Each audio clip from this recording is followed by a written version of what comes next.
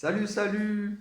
Alors, pour continuer ces petites aventures, vous voyez que déjà dès le départ, en vrai, en réalité, les aventures commencent en fait à partir du moment où on décide de partir. Les aventures commencent, on s'en rend pas forcément compte tout de suite par contre, mais au fur et à mesure, ou avec le recul, on se dit, ah ouais, non, mais en fait, j'aurais pas dû faire ça, j'aurais pas dû faire ça comme ça, mais bon, on fait comme on doit faire.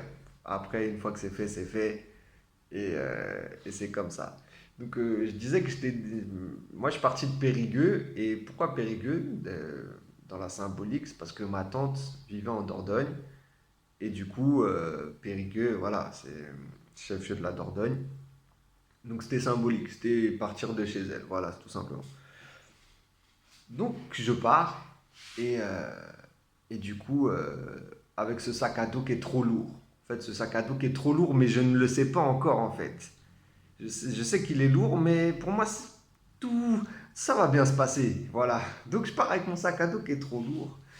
Et faut savoir que je m'étais dit que je marcherais environ 6 heures, à peu près 6 heures, 7 heures, ouais, par jour, en comptant faire 35 km par jour. À peu près, voilà, c'était quelque chose comme ça. Et puis je comptais faire du 6 km heure. Parce que voilà, je suis quand même. Quand je vous disais que le sport n'avait rien à voir avec tout ça, mais bon, je suis quand même assez grand, j'ai des grandes jambes. C'est vrai que quand je marche, j'ai quand même une amplitude. Donc voilà, ne serait-ce que marcher à mon rythme, c'est un rythme assez. Qui peut être assez soutenu sans que je me fatigue en fait. Voilà, tout simplement. Et après, c'est comme. Et la marche, c'est chacun son rythme, hein. C'est pas moi j'ai marché vite, non, non, non, non. Chacun son rythme. Faut arrêter de se comparer ou quoi que ce soit.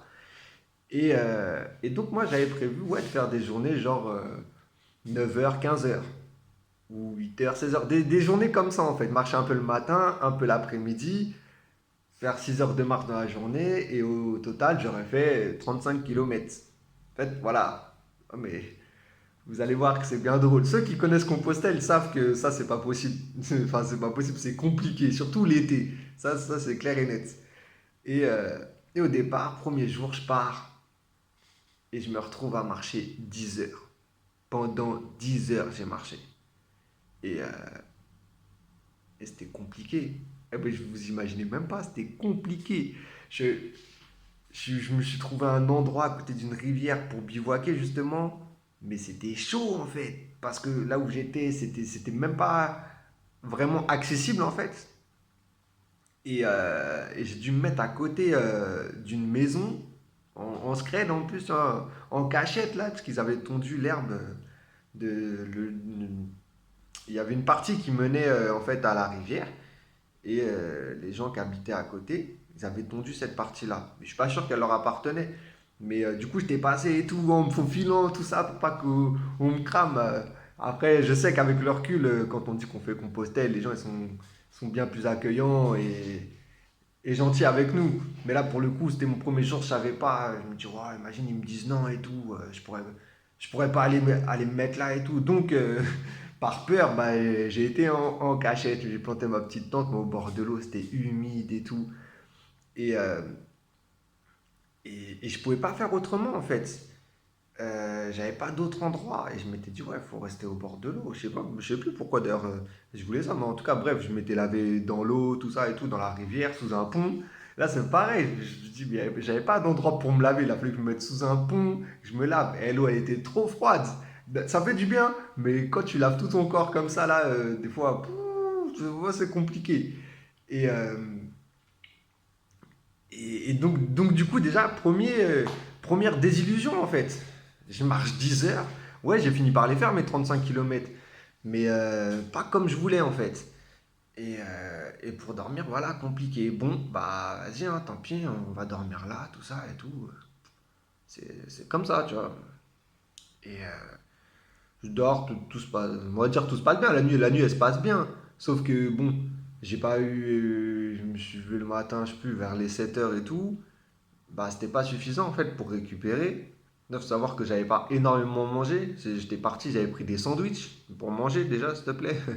Voilà les repas là, quand tu marches beaucoup, là tu fais beaucoup des. C'est un effort quand même intense sur la durée. Donc j'avais pris des sandwichs, bref, et ça me fait trop rire quand j'y repense, je me dis, mais toi t'es n'importe quoi, bref. Et le lendemain, bah pareil, enfin, le soir j'avais lavé mes vêtements dans la rivière et tout, je les avais mis à sécher pour la nuit, tout ça, mais en vrai, la nuit, avec l'humidité, que j'étais au bord de la rivière et tout, mes trucs ils ont pas séché. Et ma tente, elle était mouillée en fait. Tout, même ce qui protège ma tente, c'était mouillé. Et tout ça, après, ça retourne dans votre sac à dos, tu vois. Et c'est là où c'est le plus compliqué. Bon, bref, bah, je remets tout, hein, le lendemain. Vas-y, hein, je pars, hein, rien à foutre, hein. On remet tout, tout ça. Mais bon, déjà, voilà, ça faisait chier. Et, euh, et du coup, bah, je repars, tout ça et tout. Je fais mon chemin, tout ça et tout. Et, euh, et en fait, les 3 premiers jours, les 3 premiers jours de mon chemin, ils ont été compliqués. Franchement, je ne vous cache pas, ils ont été compliqués. Parce que je suis tombé pendant une période où il faisait 37 degrés. Et moi, bah voilà, hein. D'où le fait de 9h-15h, les gens ils vont rigoler. Parce que quand tu fais Compostelle, tu pars tôt le matin. Généralement, tu pars tôt le matin pour éviter justement les grosses chaleurs. Et là, ah ouais, là, je me mangeais tout en pleine gueule en fait. Je me mangeais tout en pleine gueule. Et puis, j'étais dans une région du coup où c'était très vallonné. Et des fois, j'avais l'impression que je montais des côtes de ouf. Et je me disais, mais c'est pas possible. Je vais jamais terminer. Ah ouais, je voyais des trucs. Je me disais, mais non. En fait, mes 3 premiers jours, la difficulté, elle a été physique. Physique et mentale, un peu. Euh, Après, je me suis jamais dit, je fais demi-tour. On pouvait venir me chercher, hein, me dire, ouais, t'appelles, on vient te chercher. Je me suis jamais dit ça. J'ai dit non, je vais jusqu'au bout de toute façon. Mais par contre, franchement, sur le moment, c'était chaud. Les 3 premiers jours, physiquement, j'en pouvais plus. Je marchais 10 heures par jour pour faire mes 35 kilomètres. Parce que ce qui s'est passé, c'est qu'avec le sac, comme j'étais plus lourd, comme mon sac était plus lourd, et bah j'avançais moins vite. Bah ouais, et ça, je l'avais pas anticipé. Du coup, j'avançais moins vite. Du coup, je mettais plus de temps pour faire mes kilomètres. Et moi, comme un con, je continuais, je continuais. Sauf qu'à la fin de la journée, t'es mort. T'es mort. C'est à ça. Tu veux t'étirer, tu peux t'étirer, hein. C'est comme si tu faisais rien. Et je te promets, moi, ça me rendait ouf.